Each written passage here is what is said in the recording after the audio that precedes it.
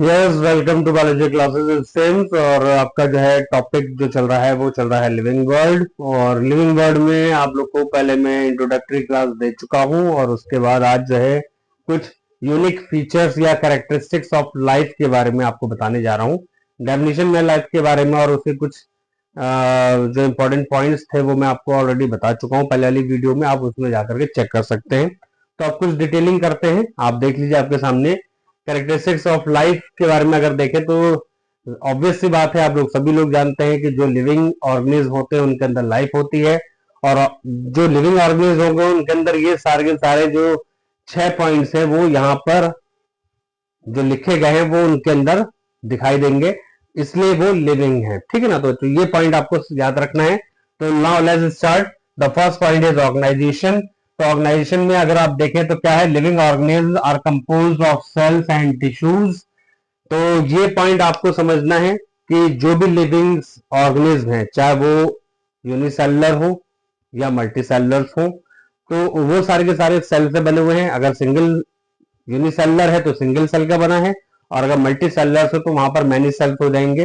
ठीक, यानी टिश्यूज और ऑर्गेनाइज होकर के पूरे एक बॉडी स्ट्रक्चर बताएंगे। ये मैं आपको पहले बता चुका हूं। अभी 11th में आपको जब सेल चैप्टर आएगा तो उसमें भी मैं आपको पूरा डिटेलिंग में समझा दूंगा। उस टाइम पर सेल और टिश्यू का अलग अलग चैप्टर है।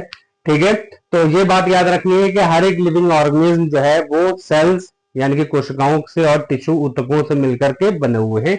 ये पॉइंट आपको याद रखना है।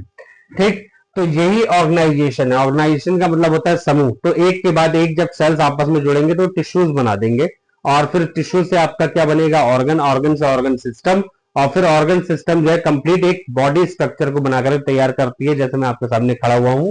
ठीक है, तो मेरे अंदर अगर देखा जाए तो जो स्मॉल यूनिट है, जो सिंगल यूनिट है लाइफ की, वो क्या है, सेल है। तो ये पॉइंट आपको याद रखना। और जैसे जैसे ऑर्गेनाइजेशन होता चला गया मेरे अंदर, मेरी बॉडी के अंदर और सेल जुड़ते चले गए, ऑर्गेनाइज होते चले गए, तो टिश्यू बना, और ऑर्गेनाइज हुए तो ऑर्गन बना, ऑर्गन से और ऑर्गेनाइज होंगे, अगर सेल्स और जुड़ेंगे तो ऑर्गन सिस्टम, और फिर उसके बाद बॉडी स्ट्रक्चर बनकर तैयार हो जाएगा। तो इस तरह से हमारी हर एक बॉडी के अंदर अगर आप जितने भी ऑर्गन्स देख रहे हैं या ऑर्गन सिस्टम देख रहे हैं, वो सारा का सारा सेल से ही बनकर मिलकर के बना हुआ है। टिश्यूज भी सेल से ही मिलकर बने हुए हैं। ये सब आप लोग क्लास 9 के अंदर पढ़ चुके हैं। ठीक है, मेरे इसी चैनल में आप क्लास 9 में सेल वाले चैप्टर पे जाकर के उसको देख सकते हैं, ताकि आपको वहां पर भी काफी हेल्प मिल जाएगी, आपको समझ में आ जाएगा। ठीक है, now the next one, second is metabolism.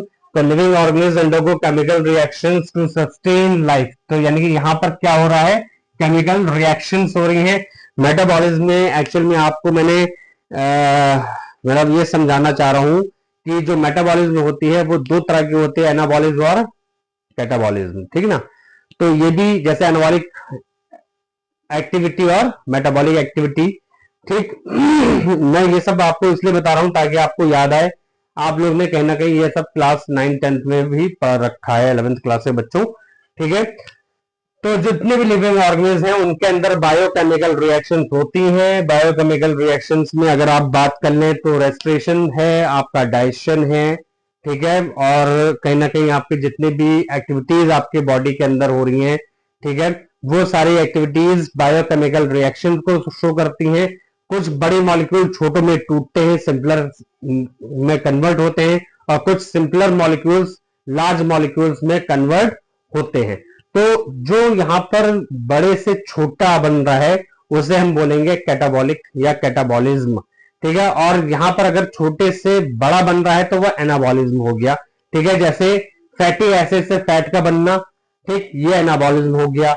और कार्बोहाइड्रेट जो कॉम्प्लेक्स है, जैसे आपका स्टार्च है, स्टार्च से आपका ग्लूकोज का टूटना, यानी स्टार्च का टूटकर ग्लूकोज का बनना, ये सिंपलर फॉर्म है, ये कैटाबॉलिज्म है।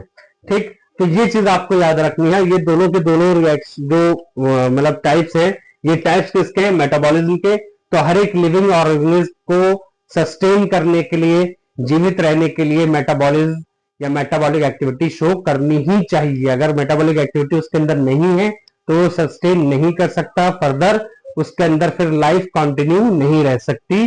ठीक है, उसके अंदर ये सारे केमिकल रिएक्शन जिसको हम बायोकेमिकल रिएक्शंस बोलते हैं, सारे के सारे इंपॉर्टेंट है, जरूरी है, होने चाहिए। ये एक फिक्स क्राइटेरिया है किसके लिए, लाइफ के लिए या लिविंग ऑर्गेनिज्म के लिए, ठीक ना बच्चों।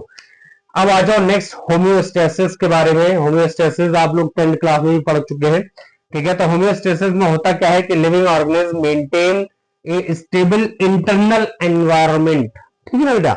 ये पॉइंट आपको मैं स्टार्टिंग में भी इसी चैप्टर के बता चुका हूं, ठीक। तो ये प्रॉपर नोट को लेकर के, नोट्स के फॉर्म में आपके पास लेकर के आया हूं ताकि आप लोग को प्रॉपर नोट्स भी मिलते रहे और आप लाइन टू लाइन समझते रहें।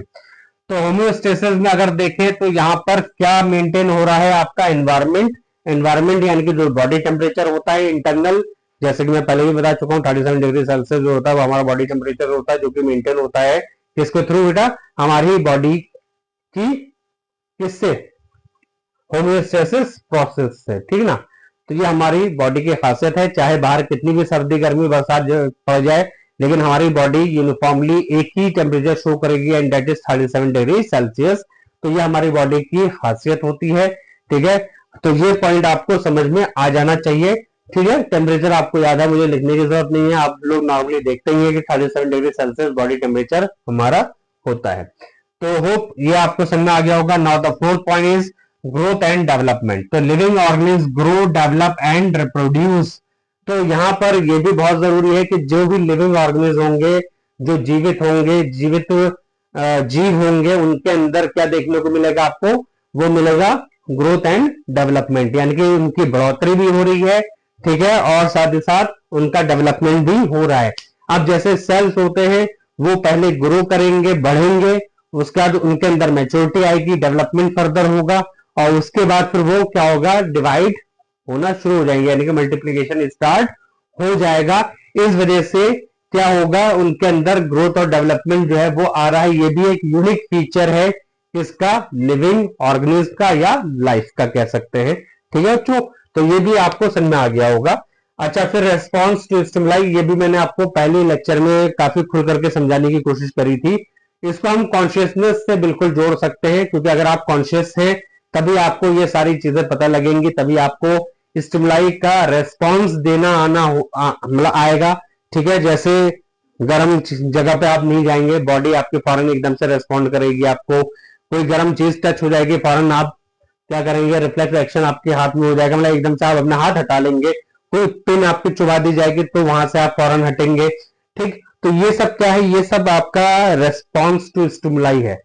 तो बॉडी जो है वो रेस्पॉन्स करती है अगेंस्ट द स्टिमुलाई, यानी कोई भी चीज जो आपको उत्तेजित कर दे, ठीक है।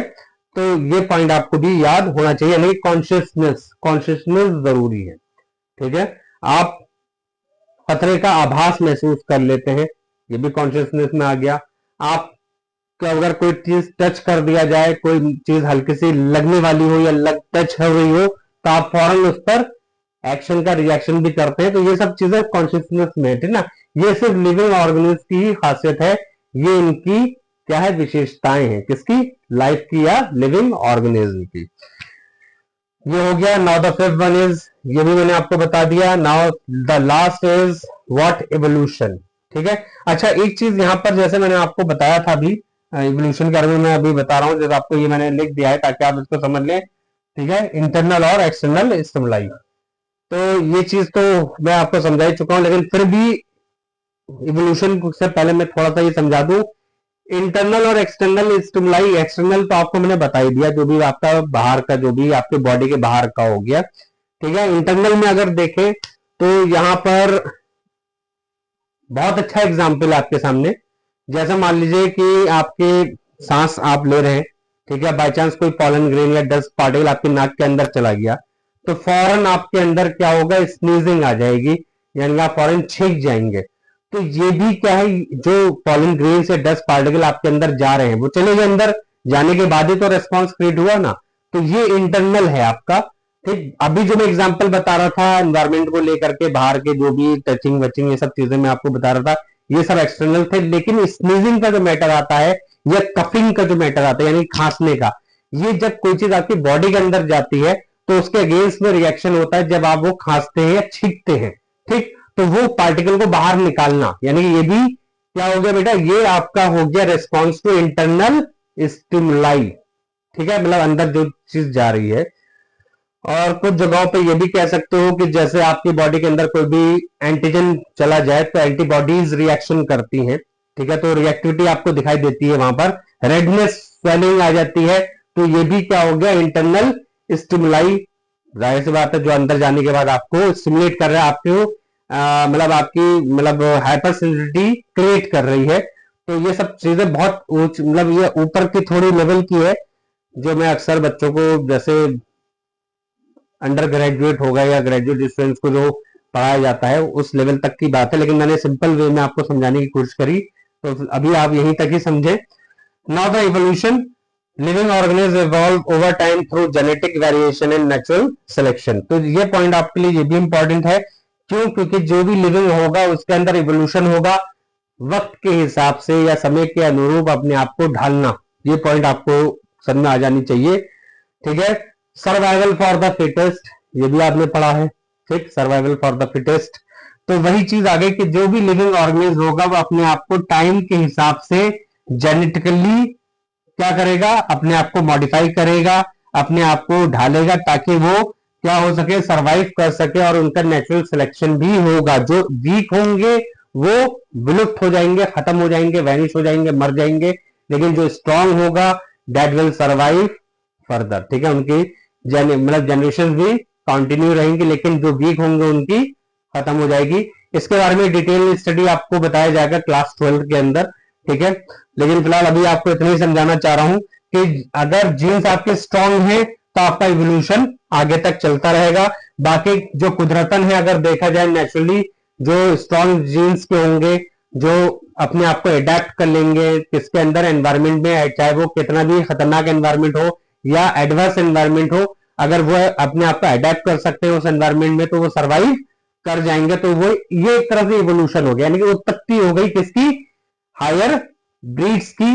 ये कह लो कि जो ज्यादा स्ट्रॉन्ग ब्रीड है वही सरवाइव करेंगे, तो वो उनका इवोल्यूशन हो गया फर्दर आगे के लिए। तो कि यहां तक आपको जो मैंने एक्सप्लेनेशन करी शॉर्ट नोट्स के अकॉर्डिंग, यानी कि शॉर्ट नोट आपके बने हुए हैं, मैंने पहले भी आपको बताया था पहले वीडियो में कि कम समय में ज्यादा से ज्यादा समझाना, कम नोट्स के अंदर मैक्सिमम आपको समझा देना, ताकि आप अपने पॉइंट्स खुद भी लिख सकें, ठीक है ना बच्चों। तो ये हो गया। अब इसके बाद जो है डाइवर्सिटी के बारे में थोड़ा सा मैं आपको बताऊंगा, तो चैनल को लाइक और सब्सक्राइब करें, और कमेंट बॉक्स में अपने जो भी क्वेरीज हैं, कंप्लेंट्स हैं, ठीक है, क्वेश्चंस हैं, वो आप मुझसे शेयर कर सकते हैं, मैं उसका रिप्लाई भी दूंगा। Thank you very much students.